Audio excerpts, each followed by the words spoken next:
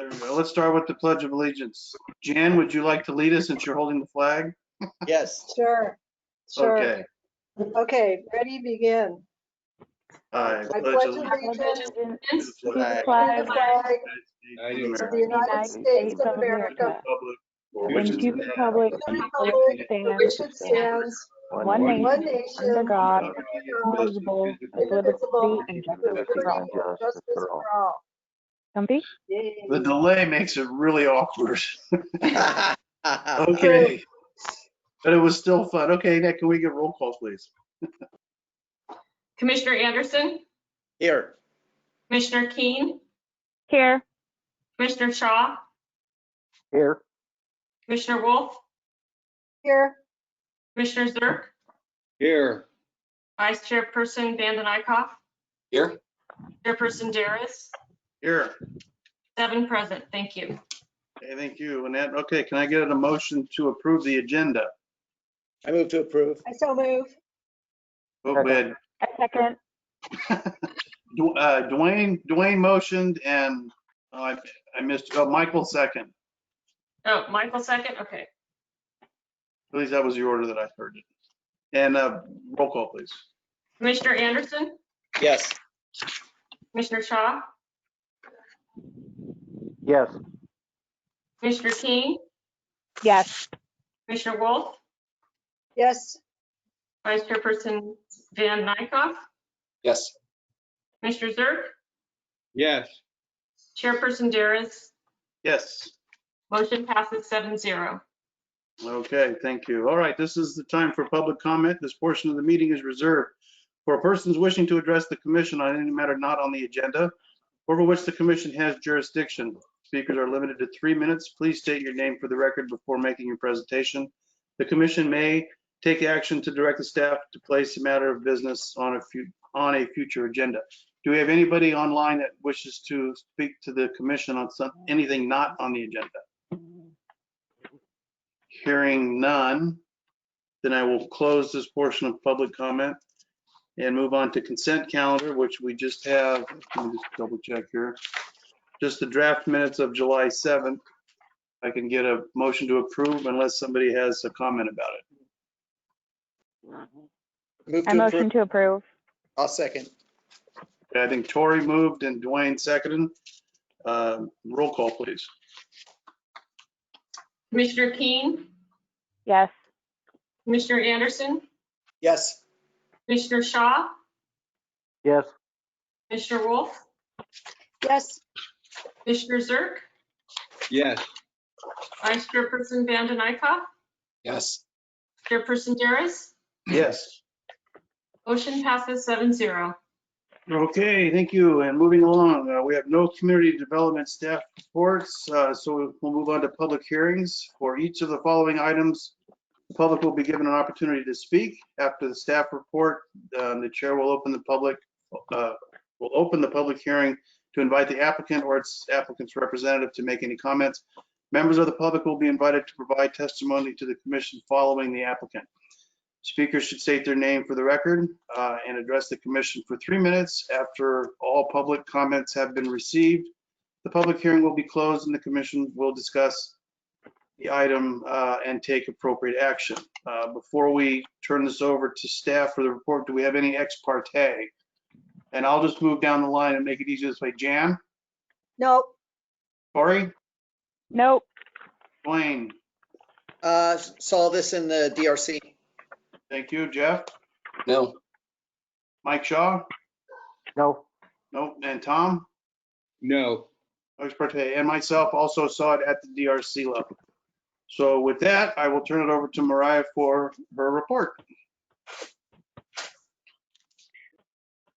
Mariah, do you want me to introduce the item and then I'll pass it over to you? I just want to give a little background on the site. Yeah, that'd be This great. site has long historically been used for automotive repair uses and related uses on this particular property for some time. Unusually, it's actually a commercial retail zone, which is a really interesting predicament. So some of our discussion tonight will focus on that topic. But in general, West Coast Auto, which is already in operation at this site, would like to continue at this site as primarily an auto repair facility with a towing service and some vehicle storage. And so that's pretty much the heart of our discussion. It did go to design review committee. They will be doing some improvements to continue to enhance the aesthetics of the site and do some things there. But there is a little bit of a land use conflict here that is something that we've dealt with historically, and we realize we may continue to deal with that on this site until the city rezones this area, possibly as part of the general plan update next year. But rather than focus on that, I can probably delve into that if you have questions at the end of Mariah's presentation, but I'm going to let her go ahead and get into those particular topics and the proposed conditional use permit that we have looked at the design review committee in terms of designs. And what I will say is definitely the aesthetics of the site have already improved in recent months, and there's been some good upgrades. But go ahead, Mariah. Thank you. Thank you. Excuse me. So just to double check, you can see my screen, right? The presentation? Yes. Okay. Yes. Yes. All right. Thank you. So as Phil had mentioned, this is for an auto repair and services conditional use permit at 9005 El Camino Real, permit number use 18-0141. So here we can see a map showing the different zoning districts. The site that we're talking about is outlined there in yellow. It is in the commercial retail zoning district, surrounded by commercial retail, aside from across the street on El Camino, which is commercial professional. Just a quick correction from your staff report. I think it said it was over 2 acres, but the site is actually just under 1 acre. Can And we it includes, change the slide? I can't see anything happening. It's just the initial slide. We just see the first slide, but we don't see the map slide. It's on the intro slide right now on our end. oh. Okay, I'm gonna try and do something really quick. Sorry about that. I think it's maybe because I'm kind of using 2 different computers. Maybe the computer confused. Okay, let's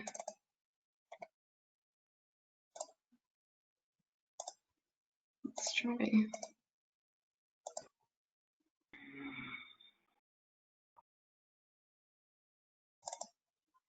Let's try this.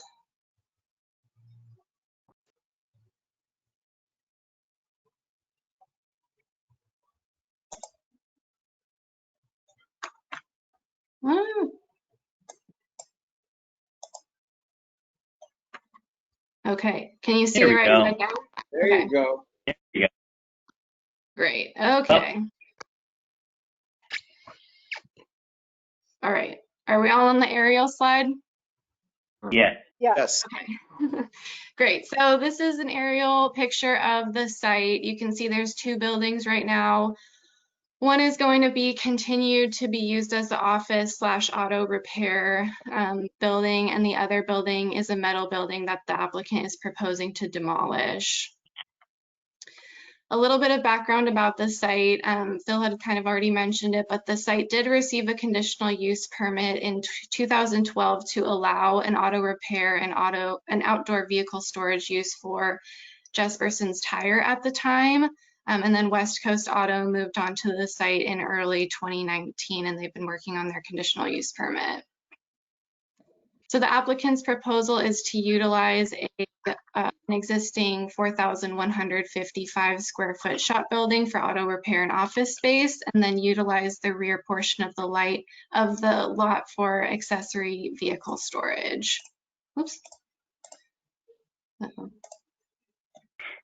Okay, so this is the site plan provided by the applicant. You can see in the yellow outlined area there, that's the area proposed for vehicle storage as discussed by the design review committee. That's the area that they felt comfortable with the vehicle storage being located in. And then you can see there's 2 parking lots, one located along El Camino and one along La Linea, that side street there. And then existing building that's to remain and be used. So just to go over the discussion of zoning, I'm going to go through the different zoning districts that kind of are the different land uses that kind of apply to this particular business. So the first one is auto repair and services, which is a conditionally allowed use within the commercial retail zoning district, but the vehicles being stored on site are really intended to be only those vehicles that are awaiting repair. The second land use definition is for vehicle and equipment storage. So this includes establishments that are primarily engaged in the businesses of storing operable vehicles and equipment. This was actually removed from the commercial retail zoning district in April 2019, but the applicant did apply for this permit prior to that removal. And an impound yard is really not consistent with the definition that's included in vehicle and equipment storage. Next, we have accessory storage. So the intent of this section is to allow vehicles that are awaiting repair to be stored on site of an auto repair facility. So it goes along with that first definition that I discussed. Again, impound yards are not included in this section, and the commercial retail zoning district is really intended by the general plan to be used for a range of commercial uses that accommodate retail and personal services. And then I just want to talk a little bit about this community development department policy that we have that was approved in 2009 called subordinate uses to primary use. And this states that when an applicant wishes to establish a subordinate use related to a primary use and the subordinate use is not permitted by the zoning code, the subordinate use may be established as long as the floor area devoted to the subordinate use does not occupy more than 20% of the total business floor area. So again, just to go back to that area, that yellow area that was shown on that first plan, this area is again the area that the DRC deemed as appropriate for accessory storage. And this takes up approximately 16% of the total site. So staff's recommendations and the conditions that we've added are that the outdoor storage area be used as storage only for operable and fleet vehicles. So that the lot may not be used as an impound yard unless the property is properly rezoned, as the impound use just doesn't fit within the commercial retail intention right now. So next I want to talk about screening. So automotive repair uses do require actually a 6-foot high solid fence so that the activities are not visible from the public street. When we brought this before the design review committee, they recommended that a fence of up to 7 feet tall could be allowed. So this is actually, the applicant has already installed a new fence along El Camino. You can see it's this metal wood combination, and I believe it's actually 7 feet tall right now. So staff recommends that the fence on La Linea Avenue match this new fence along El Camino, be this metal and wood combination, and then that all fences enclosing the auto repair shop and vehicle storage areas must be solid, hide the automotive repair and storage uses. This is the parking lot on La Linea Avenue right now. As you can see, it's not really well defined, and it's just a DG base. So the municipal code requires 12 parking spaces for this type of use, which the applicant is providing 12 spaces, including an accessible space in the front. The municipal code requires all parking lots inside urban services lines to be asphalt or concrete. So we've added a condition that the entire lot be paved, because as it is, the applicant has only shown pavement on the actual parking spaces and not the whole parking lot. And then finally, the municipal code requires parking lots that abut a public street to be separated from the street right-of-way with a landscape strip that's a minimum of 10 feet, and the applicant has added this on their landscaping plan to comply. So some quick comments about the design. Not much is really changing. The applicant recently painted the building from a tan color to a gray, which kind of fits into the industrial use of the space. And then, as I mentioned, the metal building in the middle of the site is going to be demolished. This is that gray building, and it has, you can see the metal accents there, and it fits with the automotive repair use being proposed in that space. And then this is the building, as you can see, that's going to be demolished. The municipal code requires developments in the commercial retail zone to landscape at least 10% of the site. This is another correction. I think that the staff report said only 3% would be covered by landscaping with the applicant's plan, but it's actually 6%, but it still doesn't meet that 10%. The current landscape plan includes 5 new Chinese pistache trees as well as shrubs that surround the parking areas.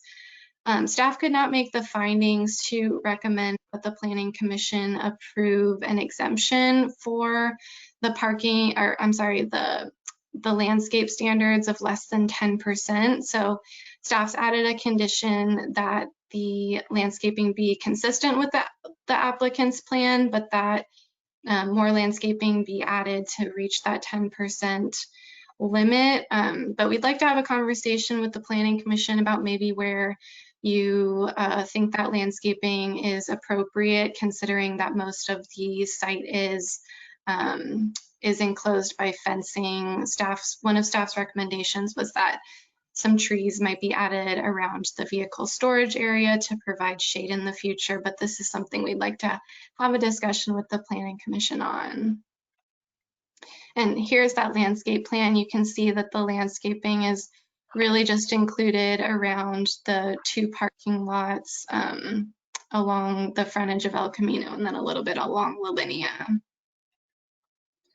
So this is the recommended site plan. It's really not that much different than the applicant site plan. You can see the area for vehicle storage, the building to be used, and then the recommendation or to basically comply with the municipal standard is to pave that gray area there, since that's really the entire parking lot and the area that's probably going to be driven on the most. So the whole area should be paved. These are some photos from the site. The first one up top is the view from El Camino, and then the bottom one there is the view from La Linea when you're looking at the site.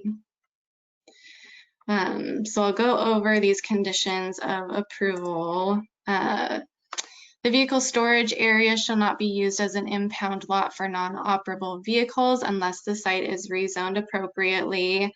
Landscaping on site shall remain consistent with what is approved in Landscape Plan Exhibit C. Additional landscaping shall be added to meet that 10% requirement. All fences enclosing the auto repair shop and vehicle storage areas should be solid. Fencing up to 7 feet tall is allowed, but subject to review from the Community Development Department, and fencing along La Linea shall match the fencing on El Camino. Accessory storage is limited to the area shown in Exhibit B of the draft resolution. The office/auto shop building shall remain a neutral color. The owner shall apply for a demo permit to remove that metal building. The owner shall pave the parking lot as indicated in Exhibit B. The use shall be subject to additional review upon receipt of noise or operational complaints to ensure the use remains consistent with approved conditions of approval. And any non-compliant use or storage of inoperable vehicles shall be removed within 60 days of CUP approval if such uses are not removed on or before. And then it had originally said August 4th, but September 19th is actually the correct date. 2020, the approved CUP shall expire, becoming null and void.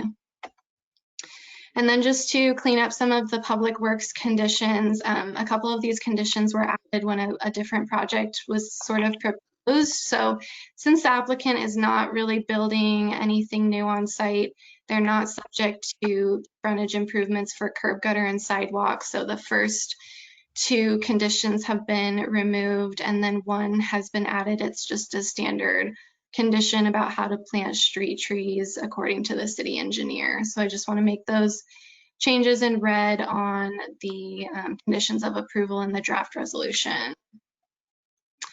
The project does qualify for a Class 1 categorical exemption from CEQA since it's it includes minor land alterations. Staff's recommendation is that the Planning Commission adopt PC Resolution 2020 approving use 18-0141, allowing an auto repair and vehicle storage use in the commercial retail zone based on findings and subject to the revised conditions of approval as they were previously mentioned and read there. As always, the Commission may approve modifications to the project or determine that more information is needed and refer the item back to staff. Or finally, the Commission may deny the permit. And staff is open for questions. Okay, thank you, Mariah. Good report. Now, do we have any questions from the Planning Commission for staff? Tom, raise your hand first and then we'll go to Jan. Could you explain on attachment 3, landscape plan? You could put that slide up possibly.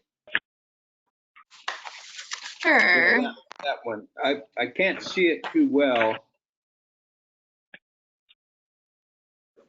Along the fence line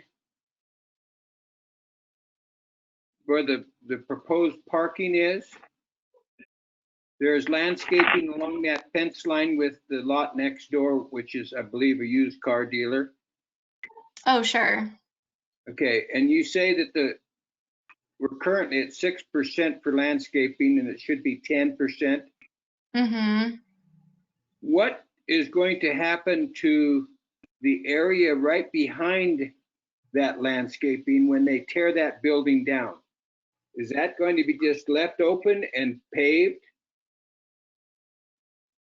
Yeah, so that's the plan right now. The big fence, I don't think there's a way to show you clearly on this, but the fence that I had shown the picture of, it's right after that landscape planner. So, Okay. Then after that, it would be just a paved area. Could I suggest that we consider putting the landscaping, continuing it along that fence with the used car lot and into some of that area where that building is going to be torn down? Doesn't seem like there's much use for that. It's just a vacant, wide open space. And if we could pick up 4 or 5% of landscaping in there, would that be appropriate?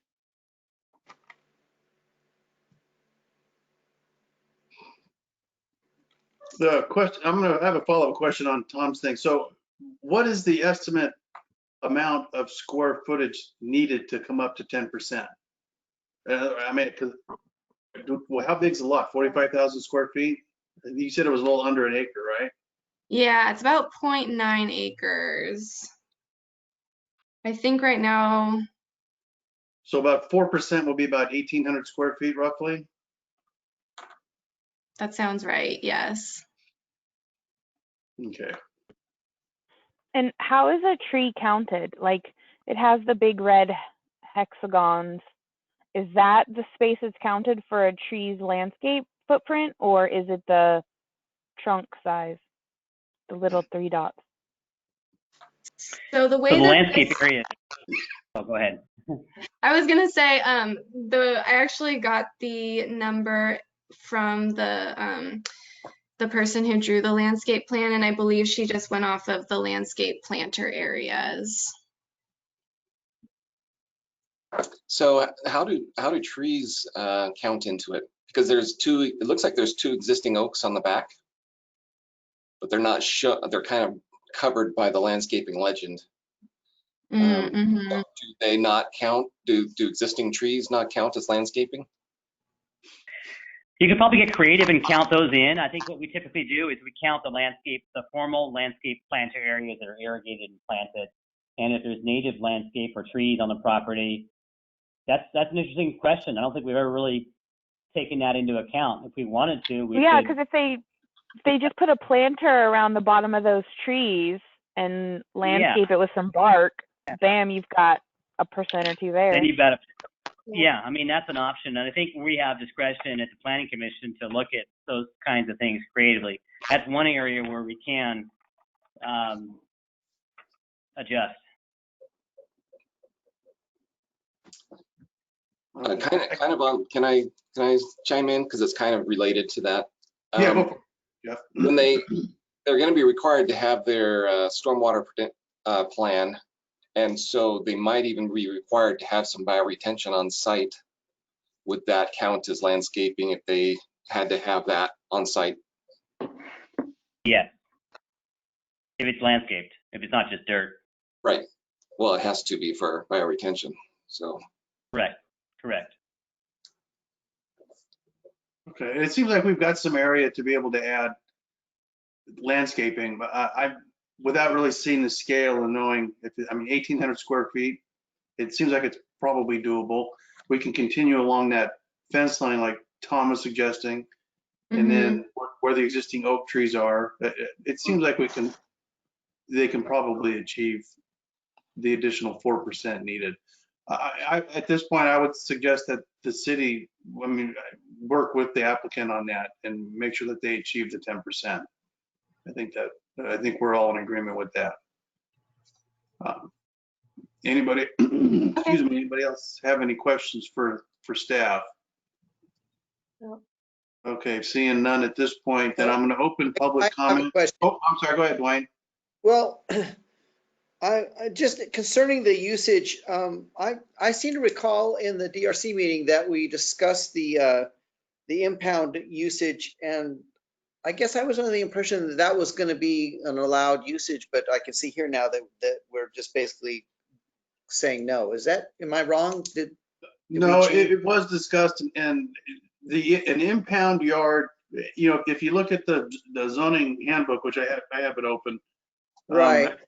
The storage, what is it? It's called storage, recycling and dismantling of vehicles and material is not an allowed use. Oh, okay. So No. so if you're going to store vehicles just for the sake of storing them, which to me is an impound, that's not allowed. But if it truly is accessory to his business, if somebody comes in and, hey, I need to get my transmission replaced, and it's back there waiting to get in the queue, then that would be acceptable under commercial retail for accessory storage for the business. So it's important to note that, yeah, it can't, if he's impounding vehicles truly as an impound, then he's running the risk of enforcement thereof. But accessory storage for the mechanic shop would be an allowable use. Am I right on that, Bill? I guess what I remember is that there was an issue with that it was a service to the community in terms of the police, like having cars that they had to move off the streets or something like that. But maybe I'm wrong about that. Well, we did discuss that at the DRC, but the reality of it is, after further review, more or less, if you want to put it that way, is that the zoning just does not allow it. We cannot, as a planning commission, allow in writing permission to do an impound type of yard because the zoning just doesn't allow for it. Gotcha. So Mark? Yeah. Would you please, when we establish public open testimony, has this been discussed with the applicant to upgrade the landscaping to 10%? Has he indicated that he'd be fine with doing that, Mariah, or anybody? So, yeah, we did talk to the applicant yesterday, I believe, and just sort of asked if that was going to be an issue. And Mr. Amborn didn't indicate that it would be at all, but he can, further clarify his thoughts on that. And the second question is, does he understand that he then has to wait for a general plan change to be able to do an impound, or is that never going to happen for him? Well, that's another complex question. We are going to very strongly focus on this area with our general plan update, which starts next year. And this area historically has developed in much more of an industrial nature than the zoning would imply. Retail zoning is fairly restricted to these kind of outdoor uses, and our hands are a bit tied now until that changes. We know some of these sites have historically been used that way, and you know, from a pure physical perspective, is that a real problem? Maybe not. It's really from a technical zoning definitions discussion is the real problem, and we know we need to probably adjust some of those things in the future, but unfortunately we don't have that option tonight. The Planning Commission doesn't have that option, and neither does staff. So it's a little bit of a quirky kind of thing. I think that the best thing that could happen is we rezone the property to accommodate what Ryan really wants to do with this property, but we're not quite there yet. So it's kind of the elephant in the room where we have to say, look, it's not really by our zoning, our general plan, we can't allow impound, but we know that that ultimately is what he wants to do on this property. And, you know, perhaps at some point we can actually get there. Now, the automotive business we can permit through the use permit, and we can permit some accessory uses as Mariah alluded to. And, you know, maybe in the interim, Ryan can do what he wants to do. Mr. Amborn can do what he wants to do with the property. And as long as we get the aesthetic improvements on this site, I think everyone should be happy. But yeah, it's kind of it's a sticky topic. It's a bit of a tough thing, you know? So at this point in time, there is an existing impound lot somewhere in town? Well, this is one of the few. We did have another one, but I think this might be it for right now. Typically, these kinds of things are located in an industrial zone, a commercial park zone, or other zone that our zoning allows for it. It's really the wrong zoning for the site. Right now, it's not the wrong site for this area, but it's the wrong zoning for the site. So that's the conundrum. No, it is a great service to the community. It is a needed thing to have in a community. Obviously, vehicles get towed. They need to be held. They need to be secured. They need to be out of sight, protected from theft. Sometimes they're part of a criminal investigation. Sometimes they're simply, you know, towed temporarily when they're parked incorrectly. So it definitely is a necessary use. And we support that land use, but the problem is it's a technicality with the zoning. And so that's why we're talking about that. And we hope that we can continue to work through that and figure something out in the near future. Okay, thank you. Right. Jan, did you have a question? I think you were at one point. Oh, no, it was about the landscaping and getting the property from the 6% to the 10. So we covered that. Okay, any other questions from the Planning Commission? Okay, seeing none, then we'll open up public comment, start with the applicant if he's available. Hopefully he's online here, or a representative of the applicant. Do we have him or her?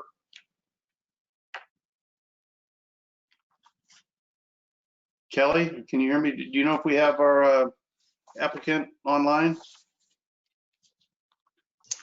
I believe he is, it's going to be echoey, is on the webinar, and John is figuring out how to switch him over to a panelist. Oh, okay. Yeah. So he should be good to go now. Ryan, are you there? There he is. Ryan, I see a picture, but not you. I guess you're online.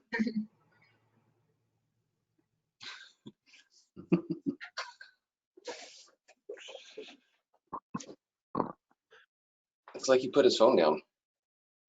Well, it looks like some kind of a screen with a microphone or something in front.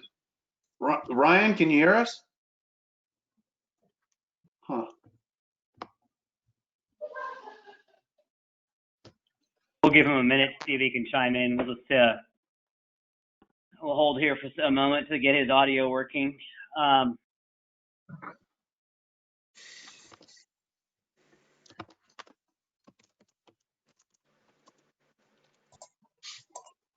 Brian, are you there?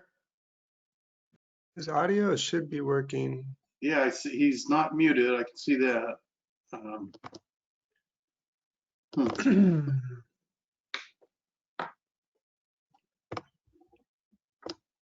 Want me to try to give him a call, maybe? Yeah, his screen seems to be frozen. For some reason it's not working on the There he other. is. Can you guys hear me now? I can Yeah. hear you. Yes. Yeah. Right now I need to figure out how I don't get the echo. We don't hear an echo on our end. Yeah. We're not We can hearing, hear you fine. we're not hearing any echo. Okay. All right, well, West Coast Auto and Towing was started on June 2nd of 2007 after purchasing the previous business, which was Rainbow Auto and Towing, and located at 8365 El Camino for 25 years. The business had 8 employees and grossed approximately $800,000. The business has grown 20% every year, and by 2014 we needed more space. We purchased the old Santa Maria Tire location, that's at 9199 El Camino Real, and started a retail automotive repair shop. In addition, we were approved for accessory storage of stored vehicles, including impounds, under 9-6-103, which is accessory storage. And under that, Section C, number 1, vehicles under commercial repair. The repair of vehicles is allowed only in commercial or industrial zones as provided by Chapter 9-3, except for repair of a personal vehicle by the vehicle owner on a site owned or rented by the vehicle owner. The storage of inoperable vehicles in a commercial or industrial zone for the purposes of repair, alteration, painting, impoundment, or temporary storage by a towing service is subject to Section 9-6-168, which is automotive repair. So we started, we moved our towing and automotive repair to that location. And then in August of 2018, we were presented with a new lease at the 8365 El Camino Real, which was double the current lease, and they actually added cam charges. Because of the new lease, we decided to look for a new location, and we found and purchased 9005 El Camino. This is the one we're talking about today. And it's on the same block as the other location, and logistically it makes everything a lot easier. So we've moved there, and we use that as our fleet location. So we do AT&T and landscape trucks, a lot of fleet customers there. The new location, which we're talking about today, was originally a blacksmith shop being purchased by Wilma Marvell, who moved to California in 1941 to work in the Richmond shipyards. She became a certified welder. She was considered as one of the best welders working on the most critical areas of Liberty ships. She moved to Atascadero in 1944, and where her husband Charlie was serving in the South Pacific. She raised chickens, sold eggs, took in ironing to save money to buy an old blacksmith shop. Well, she bought the shop that I have now, and she opened Jones Welding in that location in 1947. After Charlie's death in 1957, she continued to operate the business. Then Marvell and Harold Peterson first met. She's working in the welding shop. Harold came in to be he came in to have a part repaired on his truck. After they passed, it was vacant for a long time, and in 2012, Greg Jesperson owned and operated Jesperson Tire for a couple years until his death. He made a lot of improvements at that time, was approved for automotive repair, and had a conditional use permit for that, and was its last use. Currently, we have 25 employees. Everyone makes better than a living wage, and we grossed $3.6 million last year. We respond to over 900 calls per month for AAA in the local area. We're the only AAA provider. We're also the only CHP rotation provider, and we are also the only North County CHP evidence rotation. And we also are on rotation for the Sheriff's Department. This location is perfect to expand our operation and requires very little changes. The changes we're proposing are really to improve the aesthetics and functionality. Working with the city, we really started cleaning up the building and really want to hide things and make some cool fences along the back and improve the landscaping. We're definitely open to anything. Owning the property is definitely, I want to put some money into it and make it look great. And that's what I have. All right, thank you, Ryan. Anybody on the commission have a question for Ryan? Tom? Actually, Yes. wait, actually, before I ask you a question, should we go to continue public comment? Oh, yeah, go ahead and ask your question, then we'll go to public comment. Okay, very good. Ryan, we've discussed a little bit about the landscaping along the fence line with the car lot next to you. You've got landscaping illustrated there. And we wondered, once you tear down that building, the metal building that's behind the frontage, would you be willing to look at some additional landscaping in that area to get yourself up to the 10% that's required by code? Yeah, absolutely. I think that's a great idea. I'd like to continue it even along the new fence that's going to separate the storage, so that if somebody could see it from La Linea, they would see landscaping there next to the fence. In addition, I think somebody brought up for some drainage. I'd like to do along the backside. Nobody would really see it, but there will be some landscaping along the back fence lines, because when the water, we've already done the stormwater plan and it will run that direction. So we'll need to run it into some planters. Very good. Thank you. Okay. Any other questions for the applicant? Okay, thank you, Ryan. So at this point, we'll open up to public comment. Do we have anybody online that wants to speak on this? Kelly or John or anybody? Do we know? There is nobody else on the phone for this item. Nobody else on the phone. Okay, well then with that, I will close public comment. Unless Ryan, unless you have anything you want to add, I'll give you another opportunity. Apparently he's not there. Right here, with the city's help.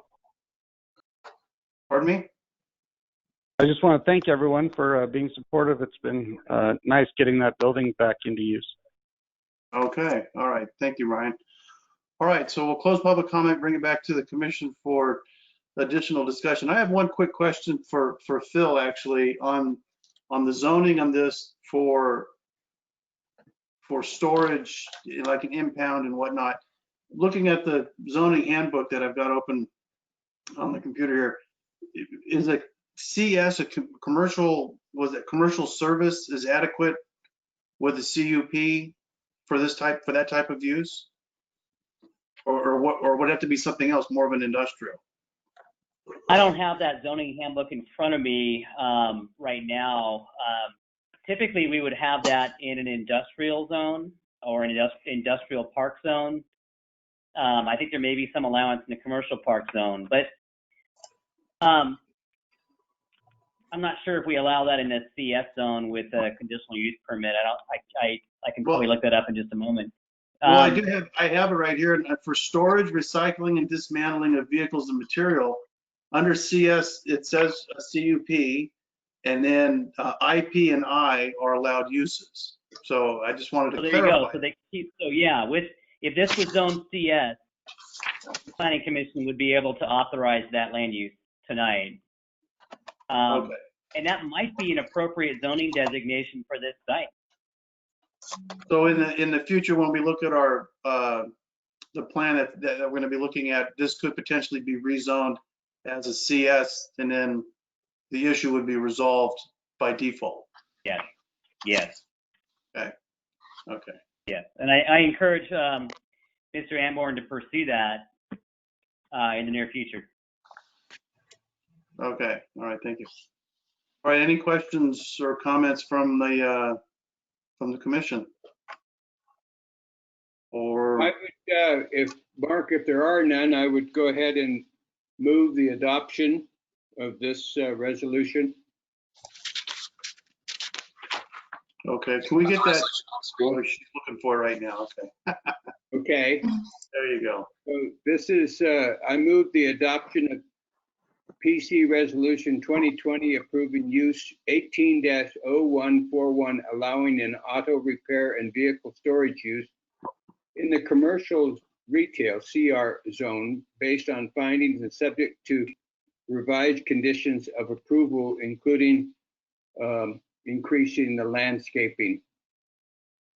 Okay, hold on a second. Before we get a second, I have to ask Phil a question about this because this is asking us to approve a vehicle storage, and we just discussed that this is not zoned for vehicle storage. Does that need to be reworded? Accessory One clarification there is that those are vehicles being stored for the repair and active business. That was the intent, and that's why we wrote the conditions the way we did. Mariah, do you have anything else to say about that? I can definitely change it to accessory vehicle storage if that would make everyone feel more comfortable and clarify things. I think that would be best based on the discussion that we've had, yes. So based upon findings, and you're changing auto repair, and instead of vehicle storage, you're going to say what? Accessory vehicle storage, because it'll be accessory to the auto repair business. Okay, that's fine. I accept that amendment to the motion. Okay, thank you, Tom. Do we have a second? I'll second it. I'll second. Okay, Jeff Van Den Eyck seconded. So can we get the roll call in that? Yes, Commissioner Zerk, Yes. Vice Chairperson Van Den Eyck, Yes. Commissioner Anderson, Yes. Commissioner Keen, Yes. Commissioner Shaw, Yes. Commissioner Wolf, Yes. Chairperson Darius. Yes. Motion passes 7-0. Okay, thank you. All right, good luck, Ryan, if you're still there. Okay, all right, so moving on. We have nothing else on the agenda other than regular business. Commissioner comments and reports. Do we have anybody that wishes to bring anything up at this time? And seeing none, everybody's falling asleep. Then we'll get a director's report. Thank you, Chair. We have nothing on the agenda for our next hearing, but in late August, we are striving to bring you the Del Rio Commercial Area Specific Plan, and that is the changeover, recognizing that Walmart's no longer a project and recognizing that the owner of the property formerly known as the Annex on the northeast corner of Del Rio and El Camino Real would like to pursue the development of a business park. And that is a shift from the previous retail designation of that area. And it also shifts the traffic planning for the intersection of Del Rio, El Camino Real, and Highway 101. So we'll be bringing you that healthy discussion. And that discussion is something that will also move on to the City Council in September. And it's something we've been working on in the background for many months. We've been waiting for a number of traffic analyses and CEQA documentation. We're still working on that. We hope to have that ready in late August, but it may come early September. We'll let you know more about that. And that's a very important economic development area of the city. And this will enable some things to move forward and unlock us from the long-term issue that we've had with Walmart not developing their project in that area on that important commercial corridor. And if you have any questions about other development that's happening, I'd be happy to answer, but that's all my report for now. All right, thank you, Phil. Anybody have anything? Tom? Yeah, Phil, is when you say the developer on the northeast side, who are we talking about that wishes to develop the business park? That's owned by Clint Pierce with Madonna Enterprises right now. He's the same gentleman that built the hotel. He also owns property on the west side of El Camino Real where he's proposing to do the Taco Bell, another restaurant area.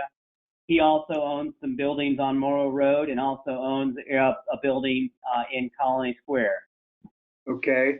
And how, from what you've seen so far, how would it change the Del Rio interchange from a roundabout to a more traditional? Or what are we looking at? Yeah, so right now, what's on the table in the specific plan is 3 roundabouts, one at El Camino del Rio, one at each of the on-ramp, off-ramps on either side of the freeway. So this project would eliminate all 3 of those roundabouts and instead replace it with a simple turn lane that would span an extra lane between El Camino Real and the freeway to allow vehicles to make a free right going northbound on 101. It would also allow for some changes to the traffic signals in terms of their timing. And with that mitigation in place, we would be able to do the business park and some development on the Walmart site without having to do all the roundabouts. And it would be far cheaper for development to carry and far cheaper for the city to carry that burden. Now, if for some reason Walmart came back into the picture or some other big box store or another high traffic use on the property on the southeast corner, then more significant improvements such as a bridge widening in Del Rio would have to occur. And we would assume that later on down the line. But for now, we're simply trying to unlock the property on that northeast corner and then allow some other development to happen so we can really get some things going to have some synergy with that hotel, see some restaurants over there, and have that develop as a commercial corridor. Oh, good. Sounds right. No. To me, it sounds very good direction. Okay, great. Any other questions for the director? All right. Well, it looks like we've reached an end here. I will adjourn the meeting to our next regularly scheduled meeting, August 4th. Do we know if we have anything on the agenda at this point? Anything scheduled for that, or is? We do not. So Okay. if you're thinking about a great vacation, maybe that's an opportunity. It's hard to travel anywhere nowadays, though. I know. Maybe Yellowstone. I don't know. Yeah. All right. Well, thank you, everybody. Meeting adjourned. Okay, thanks. All right. Thank you. Have a Bye, great night. everybody. Good night. Bye. Nice to see everybody. Nice to see everybody. Bye, everyone. Bye-bye. Bye. Bye, everyone.